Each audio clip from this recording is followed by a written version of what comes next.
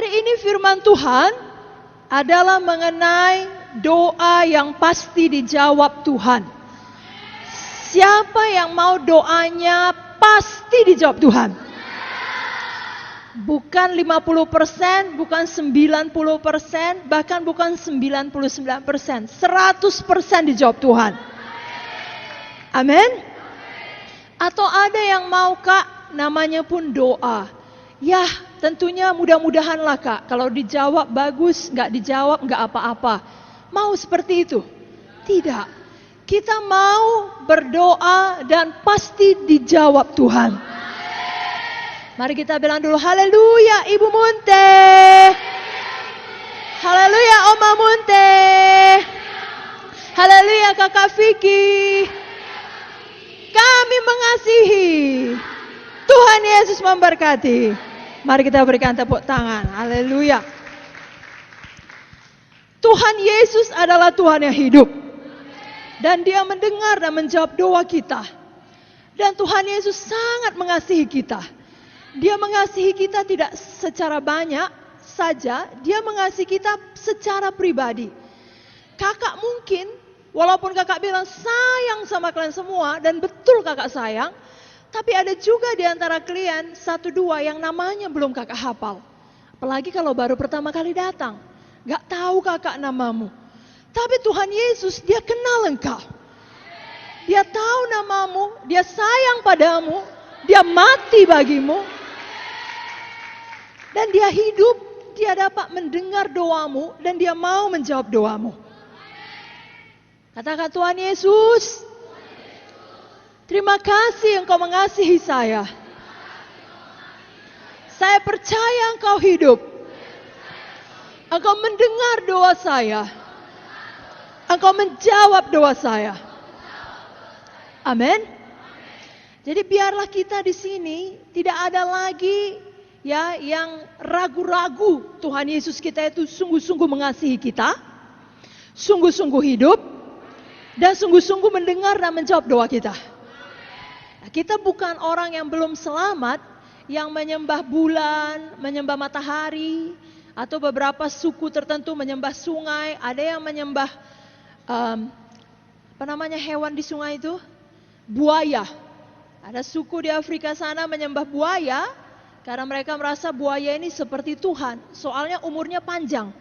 Sampai dia menoreh kulitnya di belakang, dilukai, supaya kalau lukanya sembuh, hasil lukanya seperti buaya. Bisa mengerti? Nah, jadi kalau anak muda sudah pancaroba tandanya mau menuju dewasa, wajib semua lukanya ditoreh. Maaf, bukan lukanya ditoreh, kulitnya ditoreh sehingga luka dan menjadi seperti buaya. Lalu mereka berdoa kepada buaya memohon berkat. Bahkan banyak agama-agama di Indonesia ini, termasuk agama kita, selain dia percaya kepada Tuhan, dia juga percaya kepada berkat yang lain. Sehingga melakukan banyak ritual, banyak permohonan doa, supaya dijawab. Kita tidak demikian. Kita tahu hanya satu yang berkuasa, Yesus namanya. Dan kita hanya berdoa kepada Yesus, tidak kepada yang lain. Kita hanya berdoa kepada juru selamat kita. Mari kita buka dulu contoh yang kurang baik supaya jangan kita ikuti. Orang-orang berdoa kepada Baal. 1 Raja-Raja 18 ayat 27. Bisa jelas didengar suara kakak? Pulang dari tempat ini, tiap hari kita punya kepastian doa kita dijawab. 1 Raja-Raja 18 ayatnya yang ke-27. Ini cerita di mana Nabi Baal berdoa kepada Baalnya, ya, kepada berhalanya. Lalu ada Nabi Tuhan namanya Elia. Apa komentarnya? Apa katanya terhadap orang yang berdoa kepada Baal? Kita baca ayat 27 saja. 1, 2, 3 ya. Pada waktu tengah hari, Elia mulai mengejek mereka, katanya, panggillah lebih keras. Bukankah dia Allah? Mungkin ia merenung, mungkin ada urusannya, mungkin ia bepergian, barangkali ia tidur dan belum terjaga. Nah, itulah dia. Tuhan kita tidak demikian. Ya, Tuhan kita bukan patung, bukan berhala, atau bukan apapun. Tuhan kita adalah roh, dan Tuhan kita adalah kasih, dan Tuhan kita hidup. Dan Dia hidup dalam kita. Kenallah Tuhan kita, supaya saudara dapat berdoa kepada Tuhan dengan penuh kepastian. Tuhan kita bukan seperti tadi, mungkin merenung, mungkin mati, ya, mungkin jalan-jalan. Tuhan kita memperhatikan kita. Dan Dia tidak sedang tidur. Tuhan kita tidak perlu tidur. Mari kita buka Mazmur 121. Dia tidak tertidur, dia tidak terlelap. Mazmur 121. Kita baca saja ayat 1 sampai 8. Ini ayat yang sangat indah. Saudara siap? Mazmur 121. Mari kita bangkit berdiri, kita baca kuat-kuat. Kalau ada yang tidak bawa Alkitab, kawan-kawan di kiri kanan tolong pinjamkan. Amin. Mazmur 121.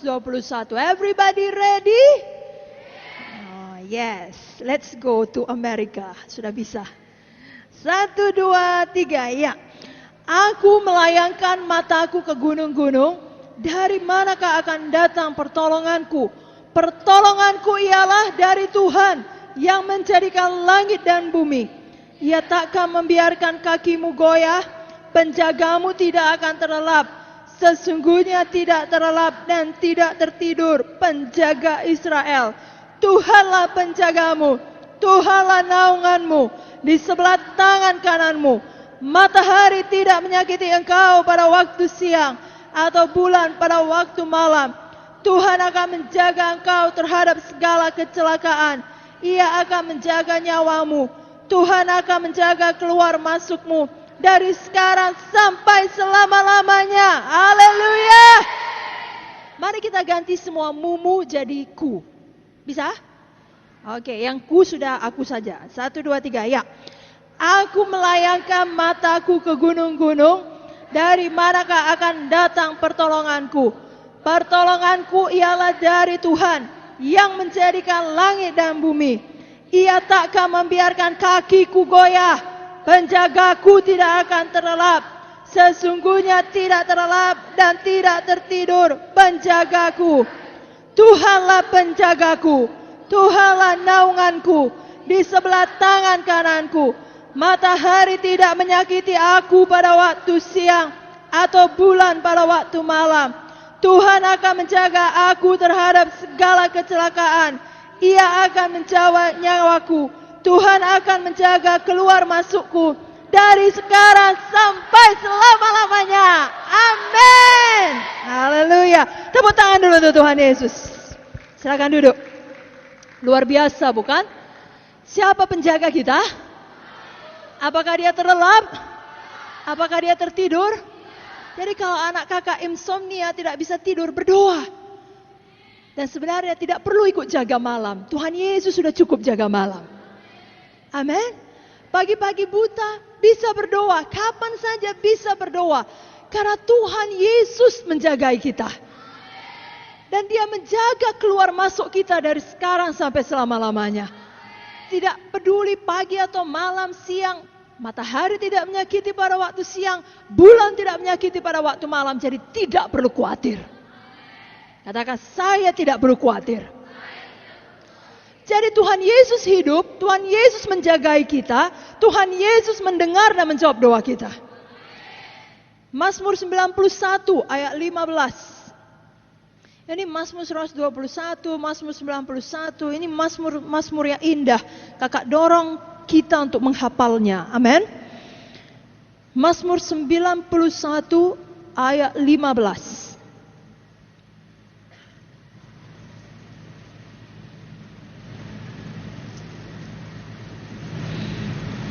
Satu, dua, tiga, ya. Bila ia berseru kepadaku, aku akan menjawab.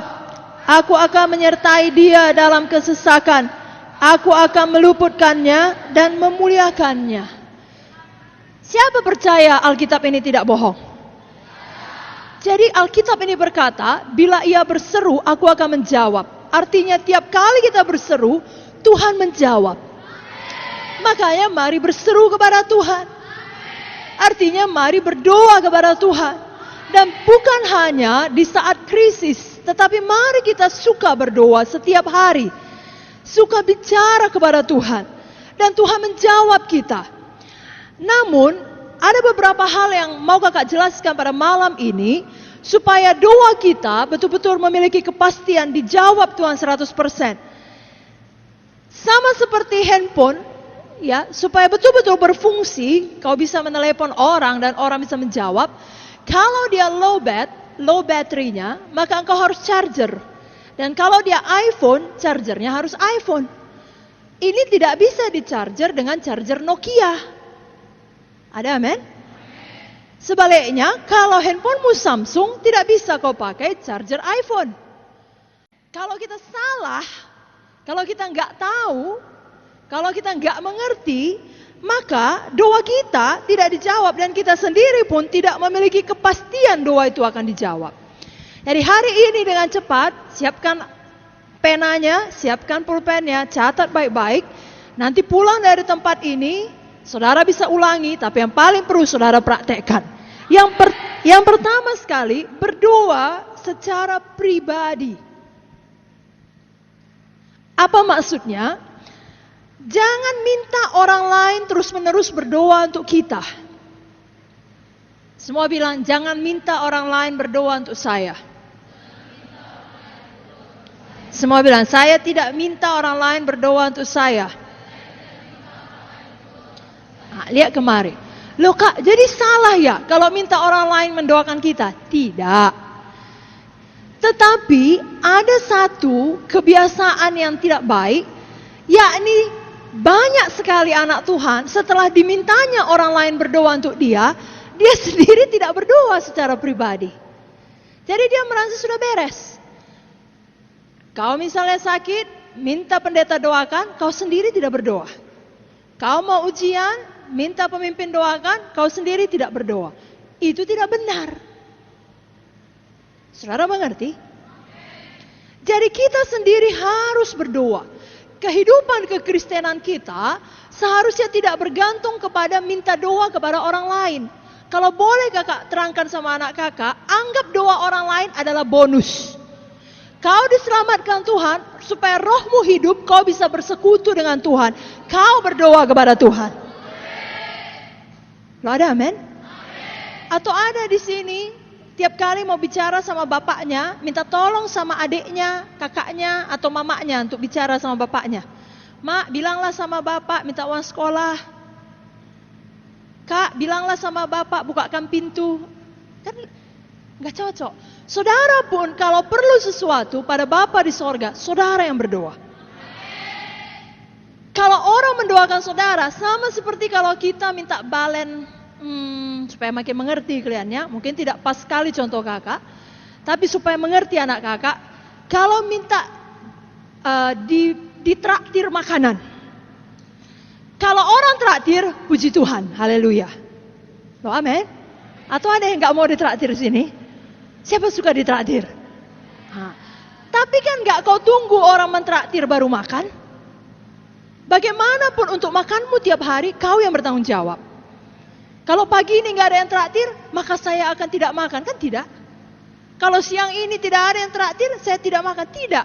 Kau atur dirimu makan 3 kali sehari. Mungkin ada yang lebih. Lalu kalau ada yang traktir, puji Tuhan. Begitu dengan doa. Berdoa secara pribadi. Amin. Bilang sama kiri kanan, berdoa secara pribadi. Yang kedua, wah cepat ini, berarti bisa cepat pulang kan? Cuma 10 tadi Kak Joyce bilang. Berdoa kepada Bapa di sorga. Berdoa kepada Tuhan Yesus.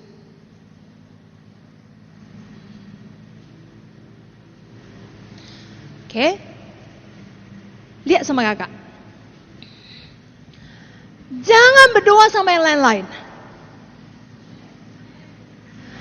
Bahkan, kakak yakin gak ada, tapi biarlah kak ucapkan. Jangan berdoa sama malaikat. Jangan berdoa sama orang suci lainnya. Kalau kalaupun, kakak gak yakin ya, tapi kalaupun mereka bisa mendengarkan doa kalian, mereka tidak punya kuasa untuk menjawabnya. Dan kakak yakin mereka akan marah di sorga sana, kok berdoa sama saya? Jadi jangan berdoa seperti film-film Hollywood, ada anak kecil, bapaknya sudah meninggal, berdoa kepada bapaknya. Gak bisa, berdoa kepada Bapa di sorga. Mengerti? Ya, jadi kalau ada anak kakak, ya, bahkan jangan berdoa untuk kepada Bapak founder kita. Jangan. Oh, Bapak Munte yang terkasih, tolonglah saya. Nggak bisa. Jangan. Ya, Bapak Munte orangnya sangat baik, tapi dia tidak berkuasa menjawab doamu. Berdoa kepada Bapa di sorga, berdoa kepada Tuhan Yesus. Ya, buka ayatnya Yohanes 16 ayat 23 sampai 24. Amin, aku. Jadi jangan pernah ikuti film-film Hollywood itu ya, nggak betul itu. Berdoa-berdoa kepada malaikat ini, malaikat itu, orang suci ini, orang suci itu, nggak ada. Berdoa kepada Tuhan, berdoa kepada Bapa. Yohanes 16 ayat 23 sampai 24. Dapat? Ya, anak kakak kiri kanan, lihat, mungkin mereka tidak punya Alkitab, tidak punya buku catatan, tidak punya pulpen. Boleh kalian pinjamkan ya. Apalagi leader-leader, lihat kiri kanan, muka belakang. Yohanes 16 ayat 23 sampai 24. 1, 2, 3, ya. Dan pada hari itu kamu tidak akan menanyakan apa-apa kepadaku. Aku berkata kepadamu, sesungguhnya segala sesuatu yang kamu minta kepada Bapa akan diberikannya kepadamu dalam namaku. Sampai sekarang kamu belum meminta sesuatu pun dalam namaku. Mintalah, maka kamu akan menerimanya, supaya penuhlah sukacitamu. Amin.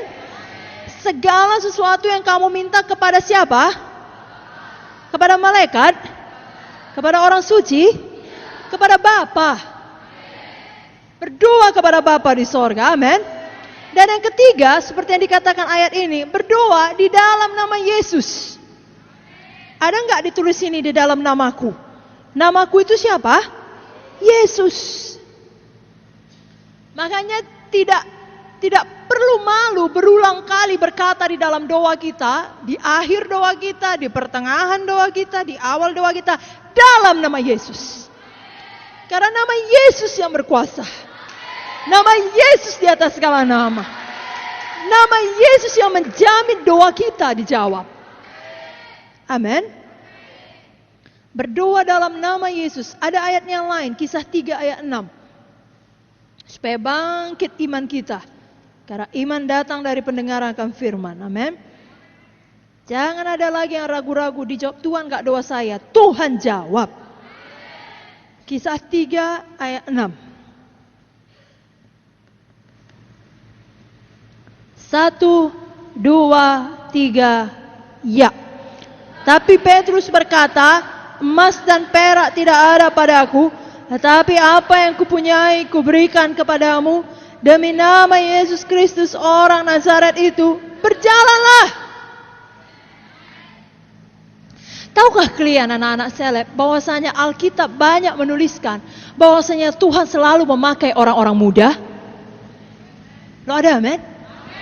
Dan kalau ada orang mati dibangkitkan, bukan orang tua yang dibangkitkan Tuhan, orang muda. Anak muda dinain.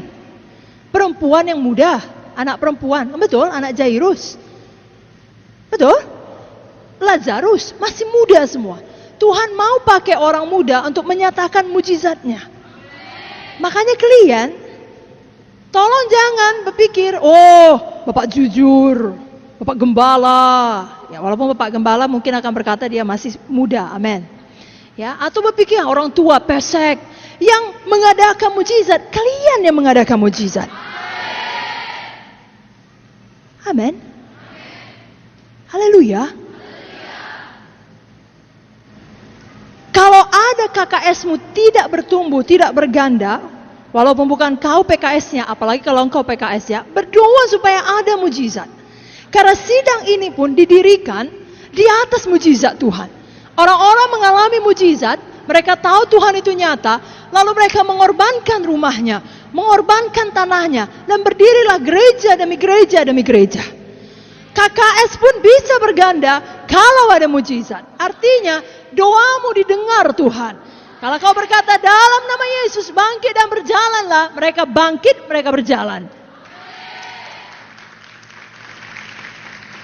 Jangan takut, penyakit apapun sama Tuhan sama.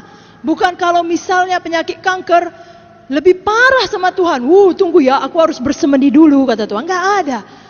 Sama Tuhan gak ada bedanya penyakit A, B, C, D, E, F. Gak ada kadar keberatannya gitu. Makin sulit, enggak. Karena Tuhan kita spesialis dalam kemustahilan. Tetapi saudara harus bisa punya visi. Harus bisa melihat Tuhan memakai saudara bergerak di dalam mujizat. Doa saudara untuk mujizat dijawab Tuhan. Bukan hanya di KKR, bukan hanya di kebaktian minggu, bahkan di kebaktian kelompok sel. Bahkan di dalam kehidupan sehari-hari. Kawan saudara berkata, hilang dompetku, gak tahu aku di mana. Tapi Roh Kudus bicara kepada saudara, bisa itu dapat, doakan dia, berani bertindak. Ajak dia walau dia belum kenal Tuhan. Ayo ku doakan kau. Aku dengar suara Tuhanku yang berkata bisa dapat. Berdoa sama-sama. Dapat dompet, pasti dia ke GKI. Karena dia akan kagum, kok bisa dapat dompet tadi. Begitu. Saudara, kerja kelompok di rumah teman saudara. Di rumah teman saudara ada neneknya lumpuh. Doakan. Tapi saudara lihat. Saudara lihat doa saudara dijawab. Saudara lihat saudara menjadi terang bagi kota ini. Saudara lihat saudara adalah rasul di mana Tuhan mengirim saudara. Di tengah-tengah teman saudara. Di tengah-tengah tempat kerjaan saudara. Jangan hanya sibuk berpikir, puji Tuhan untuk firman Tuhan, Kak Joyce, doa dijawab. Mulai sekarang saya akan berdoa sungguh-sungguh, berdoa secara pribadi, berdoa kepada Bapa, berdoa dalam nama Yesus supaya saya makin kaya dan diberkati. Janganlah cuma begitu. Berdoa supaya mujizat terjadi dalam pelayanan, supaya jiwa-jiwa selamat. Dan kerajaan sorga dibangunkan. Amin. Amin saudaraku. Coba dulu tutup matanya, lihat dulu, visikan dulu. Bahwasanya kau berani berdoa bagi teman-temanmu yang sakit. Kau berani berdoa kalau ada orang punya masalah. Kau berani berdoa di tengah-tengah keluargamu yang belum selamat. Kau berani berdoa untuk mujizat kesembuhan. Kau berani berdoa, kapan Roh Kudus menggerakkanmu berdoa? Di panti asuhankah? Di kuliahkah?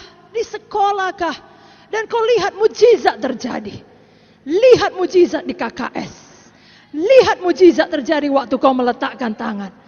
Lihat, jangan biarkan hidup 70 tahun tidak pernah mendoakan orang lumpuh. Tidak pernah lihat orang lumpuh berjalan. Lihat orang lumpuh bisa berjalan. Lihat orang buta datang dan kau yang mendoakan dan melihat. Lihat dalam nama Yesus. Kalau sudah lihat, angkat tangannya. Ucapkan apa yang kau lihat. Katakan, Tuhan, aku lihat jiwa-jiwa selamat Tuhan. Aku lihat jiwa-jiwa sembuh Tuhan. Aku lihat Tuhan. Ayo berdoa. Aku lihat Tuhan. Aku berdoa dalam nama Yesus. Doaku berkuasa. Engkau jawab doaku Tuhan. Teman-temanku akan tahu Engkau Tuhan yang hidup. Aku lihat Tuhan. Oh Tuhan, kalau mujizat dinyatakan, mulut-mulut mereka akan terkatup Tuhan. Mereka akan mengakuinya di dalam nama Yesus. Haleluya Tuhan. Dan semua kita berkata, amin. Lihat sama kakak. Justru untuk ini yang paling perlu kau visikan. Melebihi daripada kau berdoa besok lulus bagus ujian PTN. Oke. Supaya dapat motor bagus. Supaya bisa dapat pacar yang baik. Bagus. Supaya TPN bagus. Dalam nama siapa? Takut lagi pakai nama Yesus?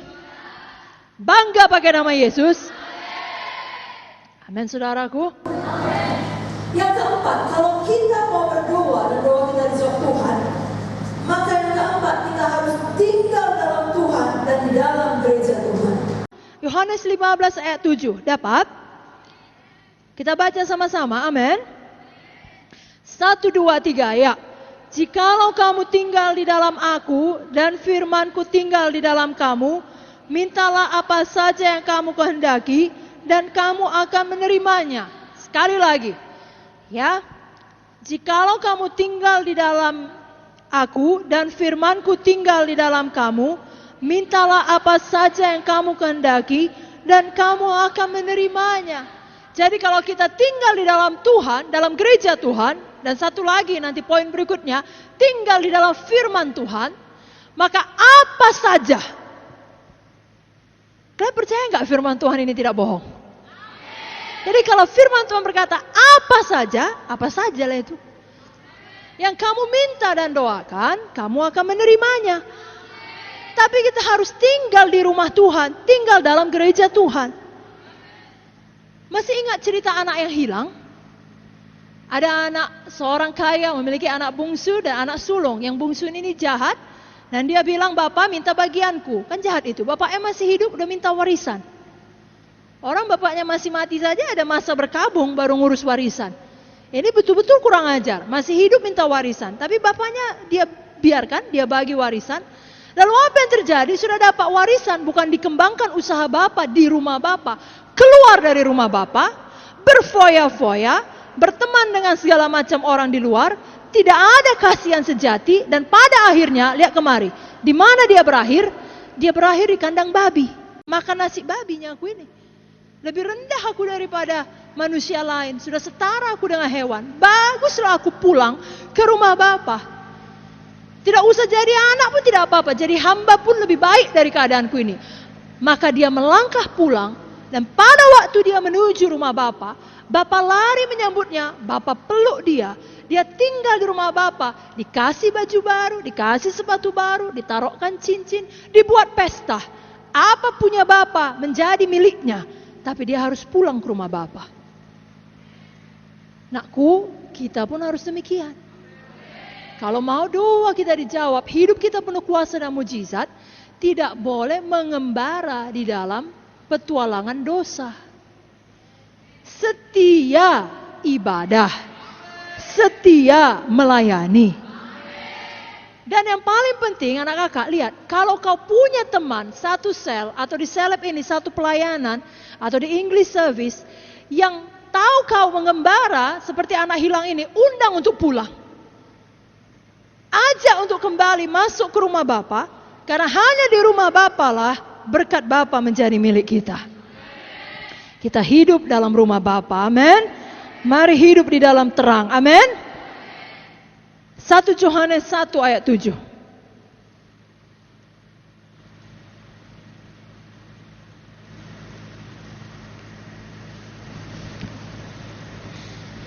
Yohanes 1 ayat 7. 1, 2, 3, ya. Tetapi jika kita hidup di dalam terang, sama seperti Dia ada dalam terang, maka kita beroleh persekutuan seorang dengan yang lain, dan darah Yesus anaknya itu menyucikan kita daripada segala dosa. Ya, kalau ada anak kakak tadi datang kemari masih buat banyak dosa, minta ampun kepada Tuhan. Ya, jangan terus berjalan dalam kegelapan. Tuhan seperti cerita Bapa dalam anak yang hilang, tidak pernah menolak kita, tapi kita harus mau datang merendahkan diri, mohon ampun. Tiap kali kita mengaku dosa kita, darah Yesus tersedia menyucikan kita. Dan kita hidup dalam terang. Kita kembali ke rumah Bapa, dan apa yang kita minta bisa menjadi milik kita. Amin. Coba semua tutup matanya, angkat tangannya, katakan, Bapa yang baik dalam sorga, saya mau hidup di dalam terang. Saya tolak semua kegelapan. Ampuni semua dosa saya. Oh Tuhan Yesus, saya menyesal sungguh-sungguh. Karena saya menyakiti hati Tuhan. Tapi pada malam ini, saya mau pulang. Saya mau kembali ke rumah Bapa. Ampuni saya Tuhan. Bebaskan saya Tuhan. Saya percaya darah Yesus menyucikan semua dosa saya. Saya menjadi kejadian yang baru. Saya hidup di dalam Tuhan. Di dalam nama Yesus. Katakan amin. Amin. Yang kelima, seperti ayat yang kita baca dalam Yohanes 15 ayat 7 tadi, jikalau kamu tinggal dalam aku dan firmanku tinggal di dalam kamu, mintalah apa yang kamu kehendaki, kamu akan menerimanya. Jadi yang kelima, miliki firman Tuhan di dalam hati. Amin. Kalau kita mau doa kita dijawab Tuhan, harus ada firman Tuhan di dalam hati kita. Karena firman Tuhan ini mengajari kita apa kehendak Tuhan. Lalu kita mulai berdoa seturut dengan kehendak Tuhan. Sejalan dengan hati Tuhan. Makanya apa saja yang kita minta diberikan pada kita. Karena apa saja itu sejalan dengan firman. Kalau kita tidak tahu firman, maka kita doa asal-asal, doa apa kehendak nafsu kita, dan kita pikir, loh katanya apa saja, ya diberikanlah. Lalu kita pikir boleh berdoa seturut nafsu yang bertentangan dengan firman. Ya, kalau kita berdoa seturut nafsu kita, tidak mungkin Tuhan jawab. Misalnya apa? Ya, doa saudara aneh-aneh. Tuhan, jahat kali dia sama aku, nanti dia pulang sambar petir. Tidak bisa. Saudara mengerti? Nah, tadi dia nggak sopan sama aku Tuhan, biar dia ditabrak dalam nama Yesus. Nggak bisa.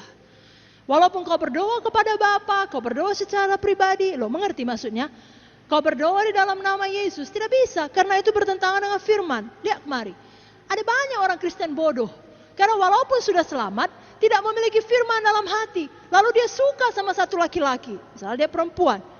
Lalu kemudian dia tahu laki-laki itu adalah suami orang. Lalu dia berdoa, dalam nama Yesus, biar dia suka kepada aku. Cerai dia Tuhan. Loh kok tahu kalian? Ada. Ya, bahkan yang mendatangi Bapak Gembala Sidang pun ada. Tuhan berkata katanya, Bapak adalah suamiku. Mau apa itu? Tuhan katanya berkata, atas Tuhan apa? Karena kalau Tuhan Yesus, dia dan firmannya adalah satu. Dan tidak ada firman Tuhan yang mendukung suami orang menjadi milik kita. Atau sebaliknya, istri orang. Tuhan, tidak cocok dia sama kawanku itu. Terlalu pendek kawanku itu Tuhan. Dia terlalu cantik, biarlah dia kepada aku. Gak bisa. Oke lah, kau bilang kalau istri orang. Bagaimana kalau tunangan orang? Menurut kakak sama saja. Karena sudah ada janji untuk pernikahan. Jadi perlu tahu firman. Semua bilang perlu tahu firman. Kurang kuat. Perlu tahu firman. Perlu tahu kehendak Tuhan. Agar berdoa seturut kehendak Tuhan. Dan pasti dijawab Tuhan. Bilang sama kiri kanan, jangan berdoa aneh-aneh. Jangan anggap Tuhan bodoh. Ya kan kau anggaplah Tuhan bodoh nakku. Kenapa? Karena kau berdoa, misalnya katakanlah Ibu Munte, dia berdoa, Tuhan tolonglah saya mau menjadi muda lagi seperti Karissa. Tidak mungkin. Itu namanya doa yang gak perlu. Saudara mengerti? Atau saudara seperti ini. Ya kalau memang bisa apa saja yang kamu doakan akan diterima. Berdoalah, Tuhan saya mau Tuhan jadi Ratu Inggris. Ya, berdoalah. Atau saya mau jadi kulit saya hitam seperti orang negro di Afrika. Tidak bisa, kau adalah orang Indonesia.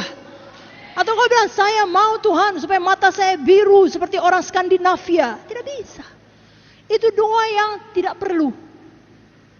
Mengerti? Lo ada amin?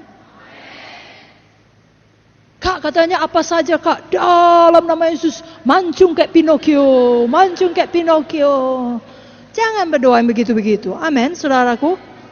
Amin. Tuhan, kau malas, tidak buat tugas. Lalu kau berdoa, sikir rapapapapa, pakai bahasa roh pula itu. Pada waktu nanti guru melewati meja ini, Tuhan, butakan dia mendadak. Dia tidak lihat, saya tidak punya tugas. Lucunya kadangkala beberapa di antara engkau lolos memang. Lalu kau pikir rupanya Tuhan menjawab doa yang demikian. Tidak, itu tidak betul. Saudara mengerti? Karena kalau kita buat dosa, kita malas, seharusnya kita menanggung konsekuensi itu. Dan kita bertobat. Saudara mengerti? Saudara kerja di satu perusahaan, lalu ditugaskan untuk membersihkan ruangan atau apa, tapi saudara tidur. Ya, lalu dikatakan akan dicek. Tuhan waktu dicek, walaupun ini berantakan, oh malaikat Tuhan bekerja. Menjamah matanya, yang dilihatnya rapi Tuhan. Itu doa bodoh.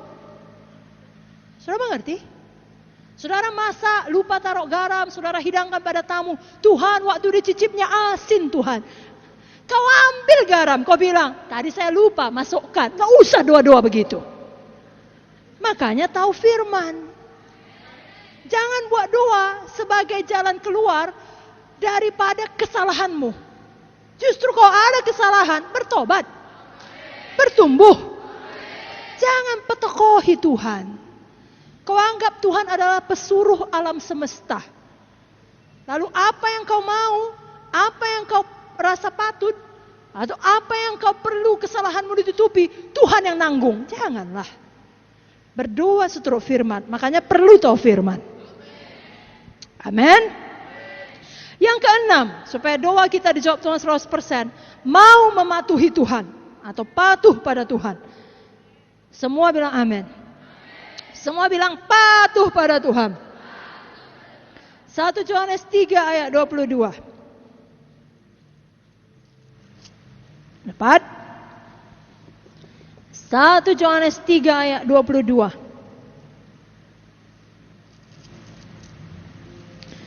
Mari baca kuat-kuat. 1 Yohanes 3 ayat 22.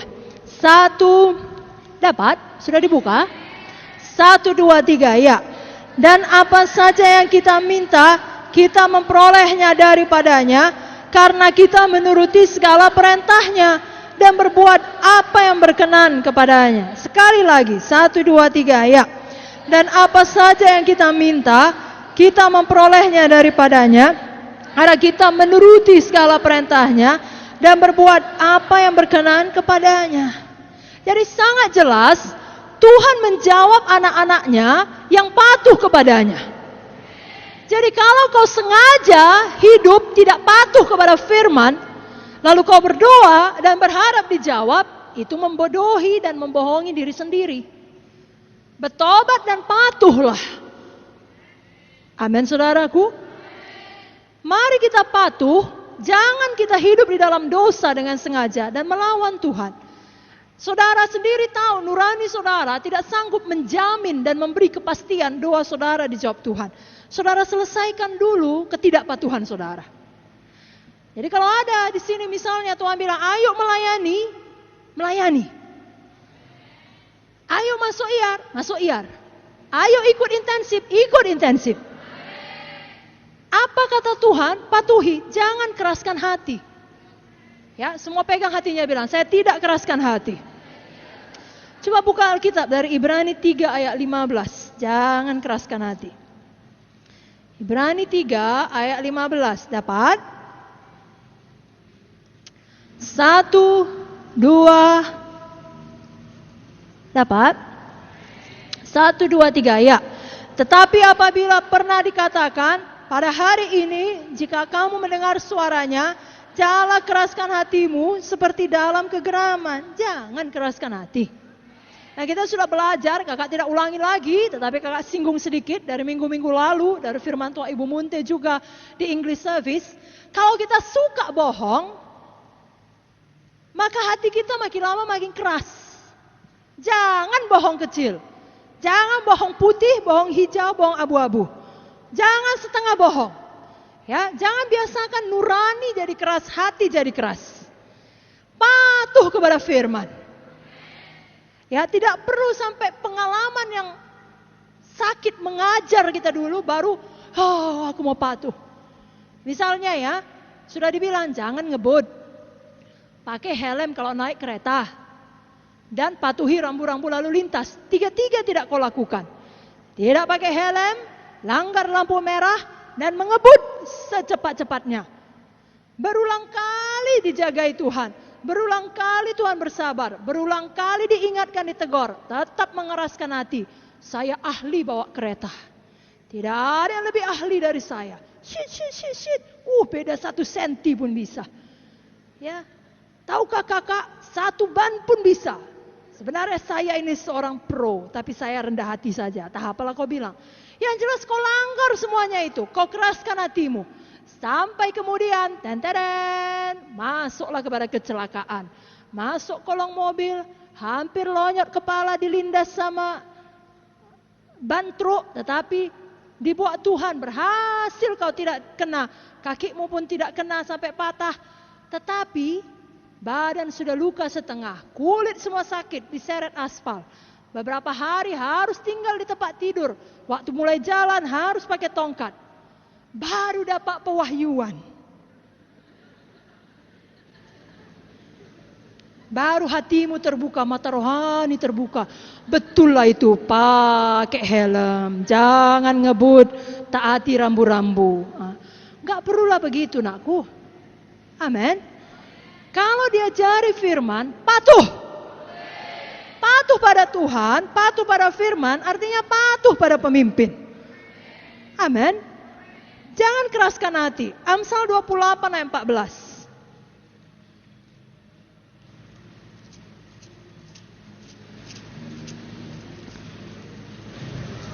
Amsal 28 ayat 14.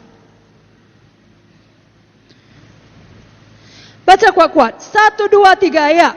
Berbahagialah orang yang senantiasa takut akan Tuhan, tapi orang yang mengeraskan hatinya akan jatuh ke dalam malapetaka. Jangan begitu. Beberapa waktu yang lalu kakak sedih sekali karena kakak dapat SMS dari salah satu leader. Dia berkata, saya tahu saya salah, tapi saya masih sombong, jadi saya belum mau datang lagi. Nah itulah dia mengeraskan hati. Kenapa kakak sedih? Bukan karena sampai hati dia kepada aku ya tidak mau datang lagi, sudah pun kulayani. Bukan, sedih karena kakak tahu pilihan yang diambilnya itu hanya akan mengakibatkan penderitaan kepada hidupnya. Karena itulah jalan orang yang mengeraskan hati. Dia hanya menuju malapetaka. Nah kakak berdoa supaya dia merubah apa yang ditulisnya itu. Jangan keraskan hati. Udah tahu kau salah, tetap juga kau buat. Sudah tahu harus datang latihan, tetap tidak mau datang. Sudah tahu harus melayani, sengaja tidak melayani. Jangan keraskan hati. Mari kita patuh. Lalu kita punya kepastian, kalau kita berdoa, Tuhan mendengar, Tuhan menjawab. Amin. Yang ketujuh, supaya doa kita pasti dijawab Tuhan, berbuahlah bagi Tuhan. Apa? Berbuahlah. Yohanes 15 ayat 16. Yohanes 15 ayat 16. Mari kita baca ayat ini agar kita mengerti buah apa yang dimaksud. Ya, jangan berbuah bagi Tuhan. Besok semua datang, ada semangka, pisang, ya apel kau bawa kemari. Apa ini nakku? Katanya berbuah bagi Tuhan, Kak. Bukan ya. Bukan buah-buah semangka. Amin.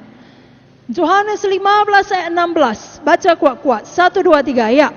Bukan kamu yang memilih aku, tetapi akulah yang memilih kamu, dan aku telah menetapkan kamu supaya kamu pergi dan menghasilkan buah, dan buahmu itu tetap, supaya apa saja yang kamu minta kepada Bapa dalam namaku diberikannya kepadamu. Amin. Sama seperti kepatuhan tadi, ada hubungan antara patuh dan doa dijawab Tuhan. Ada hubungan antara berbuah dan doa yang dijawab Tuhan. Banyak orang Kristen, dalam nama Yesus tidak ada yang di sini, heran kenapa doanya tidak dijawab Tuhan. Karena kalaupun dia ke gereja, dia tidak pernah mau terlibat. Dia hanya menjadi spectator, pengamat saja. Datang ke gereja, mengamat-amati, pulang. Tidak mau mengambil bagian dalam tubuh Kristus. Padahal semuanya kita dikaruniakan Tuhan tempat di dalam tubuh Kristus. Dan semua kita punya talenta. Kaum bapak, kaum ibu, anak-anak, apalagi anak muda seperti kita. Semuanya kita harus melayani. Semuanya kita harus bawa jiwa. Semuanya kita harus anak hazo. Semuanya kita biazo. Bilang sama kiri kanan, mari berbuah, mari berbuah, mari berbuah. Amin. Jadi kalau ada kau kenal atau orang tuamu atau siapa dalam KKS-mu yang berkata, Tuhan gak hanya dengar semua doa. Beberapa saja yang didengarnya. Tidak, semua didengarnya. Tapi kalau kita hanya datang sebagai pengamat, apalagi sebagai pengkritik, komentator. Datang ibadah, mengomentari semua. Mengomentari lampu, AC, multimedia, pelayan PWMC, seleb, pengkhotbah, firman, berita iman. Ada komentarnya itu semua. Itu cat di sana sudah terkelupas. Ini AC kurang dingin, ya. Hari ini kurang banyak ketawanya. Firman terlalu lama, musik terlalu kuat, penyanyi terlalu lengking suaranya. Semua ada, ya. Semua ada komentarnya. Lalu dia berdoa, Tuhan, tolonglah bisnisku. Tidak cocok, tidak bisa. Masuk dalam rumah Tuhan, layani Tuhan, berbuah bagi Tuhan. Katakan amin. Siapa mau berbuah? Amin. Bawa jiwa-jiwa bagi Yesus. Sekali lagi katakan, saya anak Kazo 5 kali. 1, 2, 3 ya.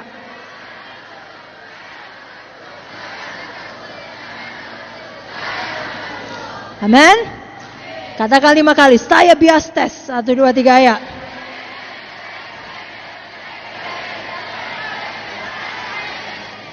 Amin.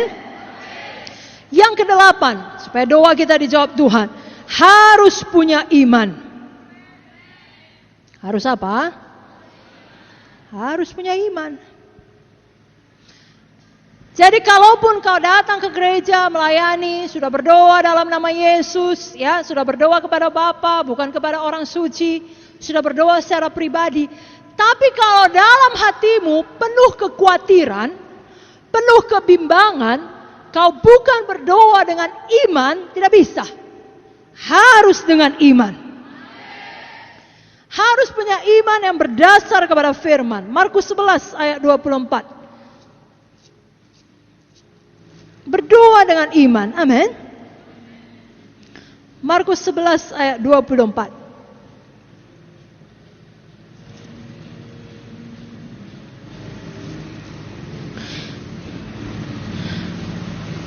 Satu, dua, tiga, ya.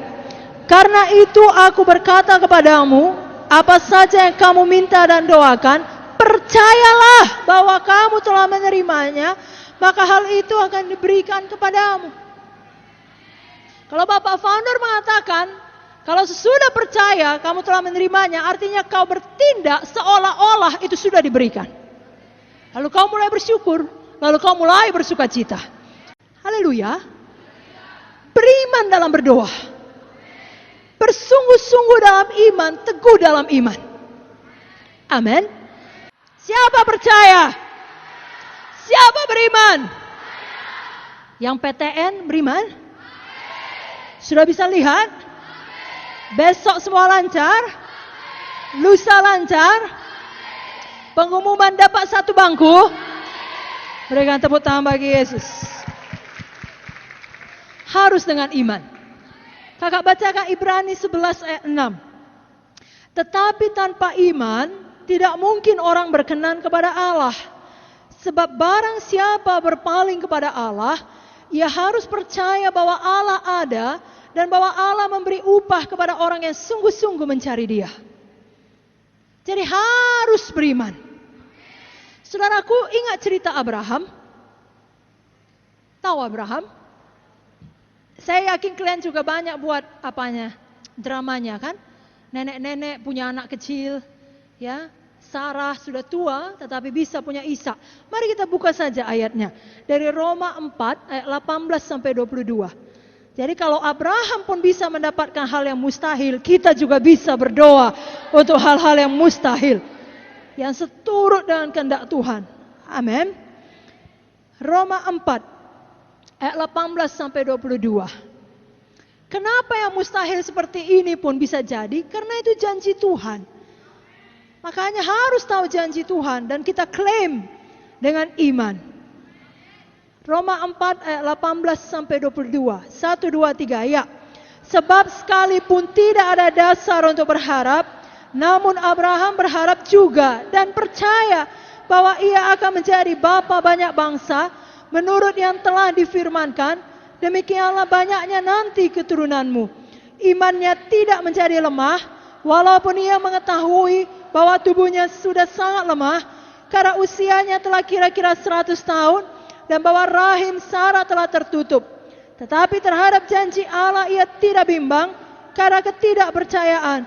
Malah ia diperkuat dalam imannya, dan ia memuliakan Allah dengan penuh keyakinan, bahwa Allah berkuasa untuk melaksanakan apa yang telah ia janjikan. Karena itu hal ini diperhitungkan kepadanya sebagai kebenaran. Jadi jangan menyerah. Kalau kau tahu Tuhan sudah bicara kepadamu, kau masuk usu, maka kau pasti masuk. Ya, Abraham tahu apa yang telah dijanjikan Tuhan. Tahun demi tahun berlalu, dia tidak menyerah. Ya, kakak juga mau bilang, kalaupun ada yang tidak lulus tahun ini, tapi kau tahu Tuhan telah bilang kau masuk USU, coba lagi tahun depan. Tidak menyerah. Lihatlah Abraham ini, tidak ada dasar untuk berharap, dia berharap juga. Dia penuh iman kepada Tuhan, maka Alkitab berkata, hal itu diperhitungkan kepadanya sebagai kebenaran. Tetapi perhatikan, yang perlu saudara teladani terhadap janji Allah, ia tidak bimbang karena ketidakpercayaan, malah ia diperkuat dalam imannya dan memuliakan Allah. Jangan bimbang. Katakan 5 kali, saya tidak bimbang. Saya tidak bimbang, saya tidak bimbang, saya tidak bimbang, saya tidak bimbang. Kalau kau berdoa orang tua selamat, kalau kau berdoa orang tua kembali ke GKI, kalau kau berdoa orang tua beribadah dan melayani bersama-sama, lalu kau lihat dengan mata badani mereka lebih parah dari sebelumnya. Tadinya mereka biarkan tidak begitu peduli, sekarang justru melarang dan mengancam. Akan berhentikan uang sekolah, akan mengusir engkau. Jangan bimbang. Ini rahasianya, lihat kemari. Kalau kau tanya ibu-ibu yang sudah punya anak, sebelum anak lahir adalah sakit yang paling sakit. Saya nggak tahu, tapi coba tanya Ibu Popi. Tanya yang lain yang sudah punya anak. Kenapa? Karena anaknya pas mau lahir, demikian dengan janji Tuhan. Kerap kali pas di saat-saat terakhir janji mau digenapi, di situ paling kacau. Jadi kalau kau lihat dengan mata justru orang tuamu jadi makin marah, jangan jadi bimbang. Angkat tangan pada Tuhan bilang, sudah makin dekat. Setan sudah putus asa. Sudah tahu dia waktunya sudah habis. Pasti datang ke GKI, maka dibuatnya segala macam ini. Jangan langsung down. Gitu juga kalau kau berdoa untuk A, untuk B, untuk C. Justru yang jadi makin parah, bilang, oh tandanya seperti kata Kak Joyce itu, udah mau lahir anaknya ini. Sudah mau lahir janji Tuhan. Sudah mau lahir jawaban doa. Itu baru iman. Amin. Dan kita sudah tahu banyak cerita, dengan iman maka semuanya jadi. Ya, perempuan yang pendarahan 12 tahun. Apa kata Tuhan dalam Markus 5:34? Imanmu menyelamatkan engkau. Kepada Bartimeus dalam Markus 10 ayat 52, pergilah, imanmu telah menyelamatkan engkau. Maka pada saat itu juga ia melihat. Kepada orang kusta, ya 10 orang kusta, 1 orang datang yang bersyukur karena telah Tuhan sembuhkan. Lukas 17 ayat 19. Apa kata Tuhan? Berdirilah, pergilah, imanmu menyelamatkan engkau. Bukan imanku kata Tuhan, imanmu. Jadi mari beriman. Jangan bimbang. Dan yang ke-9, jangan menyerah. Apa? Jangan menyerah, artinya tetap tekun. Tetap tekun berdoa. Amin. Elia pun berdoa, bukan sekali kan, supaya hujan turun. Berapa kali dia berdoa? Dengan muka ke tanah katanya, betul? 7 kali dia berdoa. Bukan angka 7-nya itu yang kita tiru. Oh ya, 7 kali Elia, aku pun 7 kali. 1, 2, 7. Bukan. Artinya berdoa sampai jawaban datang. Jangan menyerah. Tetap tekun. Lukas 11 ayat 5-8. Aino aidos, tidak tahu malu. Lukas 11 ayat 5-8. Makanya tadi Kak bilang, kalaupun ada yang tidak lulus, jangan menyerah. Jangan langsung malu aku, tidak mau lagi ibadah, tidak melayani. Coba lagi. Lukas 11 ayat 5-8.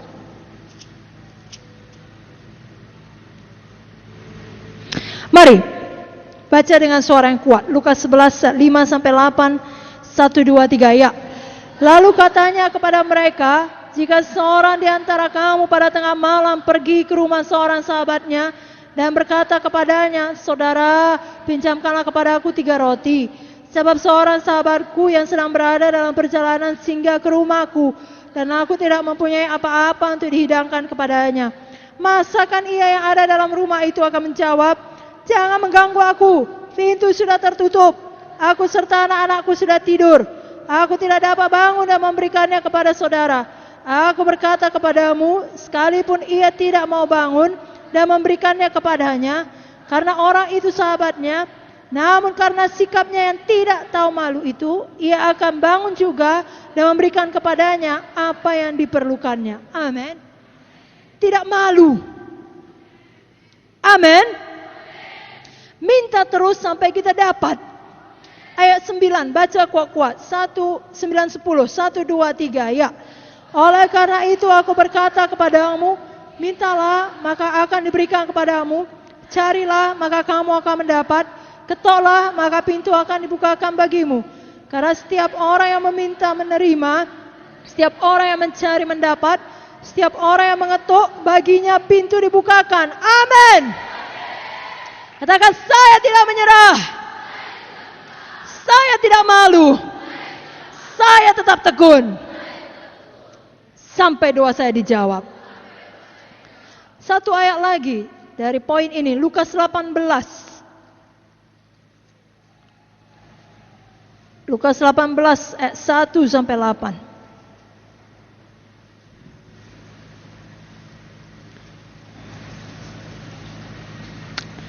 Satu, dua, tiga, ya. Yesus mengatakan suatu perumpamaan kepada mereka untuk menegaskan bahwa mereka harus selalu berdoa dengan tidak jemu-jemu.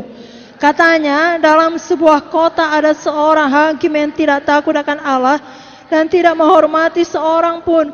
Dan di kota itu ada seorang janda yang selalu datang kepada hakim itu dan berkata, belalah hakku terhadap lawanku. Berapa waktu lamanya hakim itu menolak. Tapi kemudian ia berkata dalam hatinya, walaupun aku tidak takut akan Allah dan tidak menghormati seorang pun, namun karena janda ini menyusahkan aku, baiklah aku membenarkan dia, supaya jangan terus saja ia datang dan akhirnya menyerang aku. Kata Tuhan, camkanlah apa yang dikatakan hakim yang lalim itu.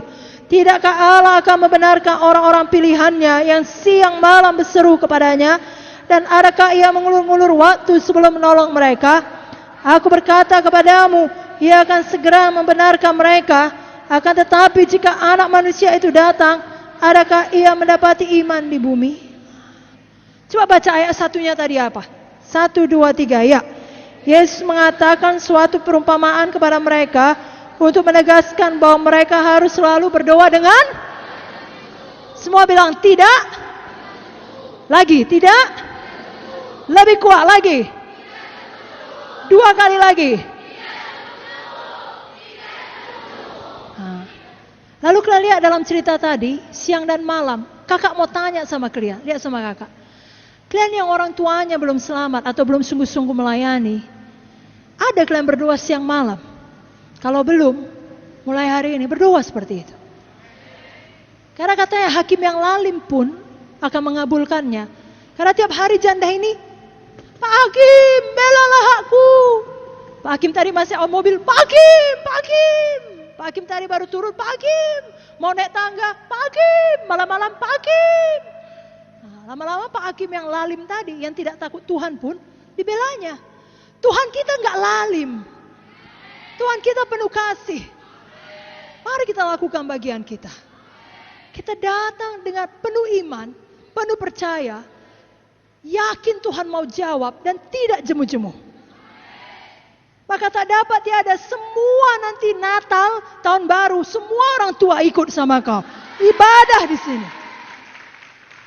Nakku, kau masih punya 6 bulan. Khususnya bagi anak kakak yang orang tua belum selamat dan tinggal di Medan. 6 bulan lagi kira-kira Natal. Fisikan itu, doakan itu. Tiap hari. Pagi dan malam. Dengan tidak jemu-jemu. Mesti begitu. Lalu bagaimana dengan aku yang di kampung, Kak? Tidak menjadi masalah. Doa tidak mengenal jarak. Plus GKI ada di seluruh Indonesia. Doa siang dan malam. Datang dia ke GKI cabang. Ada amin? Janganlah menyerah. Janganlah menyerah. Karena memang ada anak kakak dengar juga. Karena pernah kakak tanya di SMS. Sudah sama orang tua. Sudah pernah Kak 5 tahun yang lalu ikut altar call. Jadi dia pun sudah puas. Orang tuanya tetap ibadah di gereja tradisi. Yang penting 5 tahun yang lalu sudah pernah altar call sekali. Makanya nggak dapat, tidak ada padamu karena tidak meminta. Jangan kau batasi kuasa Tuhan karena kemalasan berdoa dan kebodohan buta rohani. Jangan puas kalau bisa dapat lebih daripada itu. Sudah mengerti? Ada pula yang mendatangi kakak dan berkata, "Kak, lebih dekat kak gereja dengan rumah kami. Jadi nggak apa-apa lah kak, orang tua ke sana saja saya arahkan." Jadi kau yang salah memang, doamu yang salah. Lalu akhirnya orang tua ke sana dengan alasan kasihan orang tua sudah tua, biar ada gereja di tempat yang dekat. Punyai iman yang benar. Kenapa harus ke gereja sana? Biar semua satu keluarga di gereja Kemenangan Iman Indonesia. Sama-sama kita bertumbuh di sini. Amin saudaraku. Amin. Mau berdoa terus? Yang terakhir. Dan kita akan berdoa. Yang mau PTN siap-siap maju ke depan. Ada berbagai cara atau jenis doa. Dan kita dapat melakukannya sesuai dengan pimpinan Roh Kudus. Ada berbagai cara atau jenis doa. Dan kita dapat melakukannya sesuai pimpinan Roh Kudus. Efesus 6 ayat 18. Efesus 6 ayat 18. Dapat? Efesus 6 ayat 18. Sudah dibuka Alkitabnya? Mari baca sama-sama. 1, 2, 3. Ya. Dalam segala doa dan permohonan, berdoalah setiap waktu dalam roh, dan berjaga-jaga dalam doamu dengan permohonan yang tak putus-putusnya untuk segala orang kudus. Dalam segala doa. Jadi ada berbagai macam doa. Di satu ketika Roh Kudus memimpin saudara untuk berdoa bahasa roh banyak di dalam roh. Berdoalah demikian. Misalnya di dalam Yudas 1:20 dikatakan, "Akan tetapi kamu saudara-saudaraku yang kekasih, bangunlah dirimu sendiri di atas dasar imanmu yang paling suci dan berdoalah dalam Roh Kudus." Ya, dalam ayat yang lain dikatakan dengan keluhan-keluhan yang tidak terucapkan. Sama seperti kalau kita baca dalam Alkitab, Yesus menyembuhkan orang, beda-beda metodenya. Suatu ketika dia hanya mengucapkan, kala yang lain dia suruh orang pergi ke sana, kala yang lain diludahinya, ditaruhnya, betul? Demikian dengan doa. Di satu ketika Tuhan pimpin saudara untuk berdoa banyak bahasa roh. Di saat yang lain Tuhan pimpin saudara berdoa lama. Apa? Sama seperti Lukas 6 ayat 12 dikatakan di sini, pada waktu itu pergilah Yesus ke bukit untuk berdoa dan semalam-malaman ia berdoa kepada Allah. Jadi berdoa dengan waktu yang lama. Pada waktu yang lain dipimpin Tuhan berdoa dengan suara yang kuat. Atau berdoa dengan menangis. Pernah? Menangis sampai doakan orang tua selamat. Tidak selalu.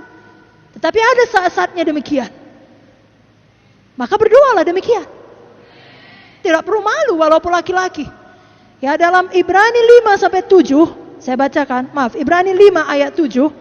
Dalam hidupnya sebagai manusia, ia telah mempersembahkan doa dan permohonan dengan ratap tangis dan keluhan kepada Dia yang sanggup menyelamatkannya dari maut, dan karena kesalehannya ia telah didengarkan. Ada pula doa dengan penuh ucapan syukur. Semua tahu ayatnya, 1 Tesalonika 5, 16, 18. Tetaplah berdoa, mengucap syukurlah dalam segala hal, sebab itulah yang dikehendaki Allah dalam Kristus Yesus bagi kamu. Jadi banyak pun rasanya mau didoakan, tapi Roh Kudus bilang, udah gak usah, mengucap syukur aja. Mengucap syukur. Amin.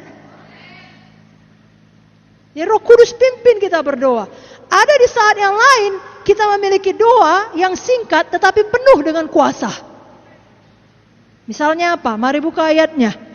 Yohanes 11 ayat 43 sampai ayat 41 sampai 43. Ini doa yang singkat tapi sangat berkuasa, doa Tuhan Yesus. Yohanes 11 41 sampai 43. 1, 2, 3, ya. Maka Yesus mengangkat batu itu, lalu Yesus menengadah ke atas dan berkata, Bapa, aku mengucap syukur kepadamu karena engkau telah mendengarkan aku. Aku tahu bahwa engkau selalu mendengarkan aku. Tapi kalau orang banyak yang berdiri di sini mengelilingi aku mengatakan supaya mereka percaya bahwa engkaulah yang telah mengutus aku. Dan sesudah berkata demikian, berserulah dia dengan suara keras, Lazarus, marilah keluar. Lalu apa yang terjadi? Bangkitlah Lazarus.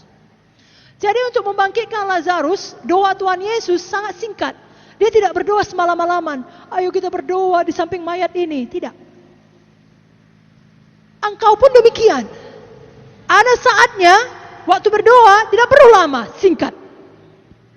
Amin. Kalau Tuhan pimpin berdoa di kamar mandi, berdoa di kamar mandi. Tuhan pimpin berdoa dengan suara kuat, berdoa dengan suara kuat. Tuhan pimpin dengan doa bahasa roh, berdoa dengan bahasa roh. Roh Kudus pimpin supaya kau menangis bersyafaat bagi orang tuamu, temanmu, berdoa dengan bersyafaat, berdoa dengan menangis. Ada amin? Ada yang lebih singkat lagi, Markus 4 ayat 36 sampai 39. Doa Tuhan Yesus sangat singkat.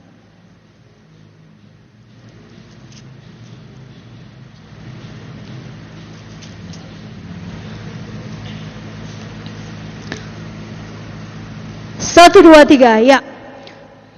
Markus 4 ayat 36 sampai 39. 1, 2, 3, ya. Mereka meninggalkan orang banyak itu lalu bertolak dan membawa Yesus beserta dengan mereka dalam perahu di mana Yesus telah duduk dan perahu-perahu lain juga menyertai dia.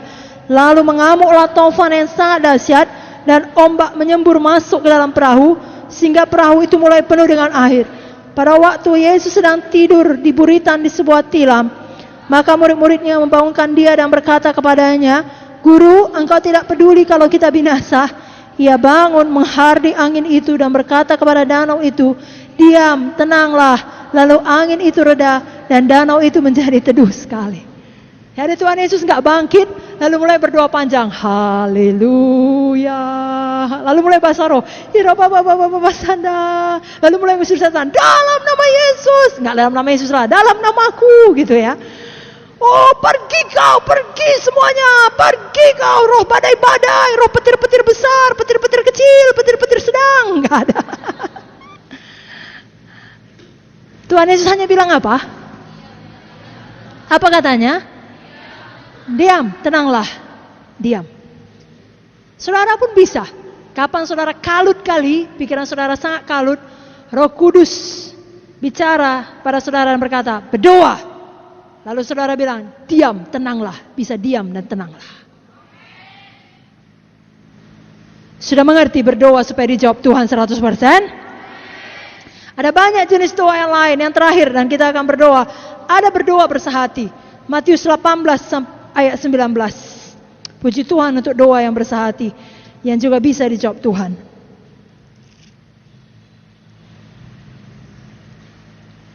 Matius 18 ayat 19. Mari kita bangkit berdiri. Ini ayat yang terakhir.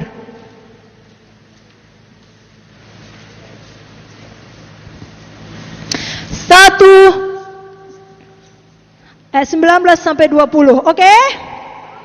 Laki-laki siap? Perempuan siap? Wah, kurang ya. Mari kita ulangi. Laki-laki siap? Perempuan siap? Oke, 1, 2, 3, ya. Jika 2 orang daripadamu di dunia ini sepakat meminta apapun juga, permintaan mereka ini akan dikabulkan oleh Bapa-Ku yang di sorga. Sebab di mana 2 atau 3 orang berkumpul dalam nama-Ku, di situ Aku ada di tengah-tengah mereka. Oh haleluya, Yesus ada di tengah-tengah kita. Amin.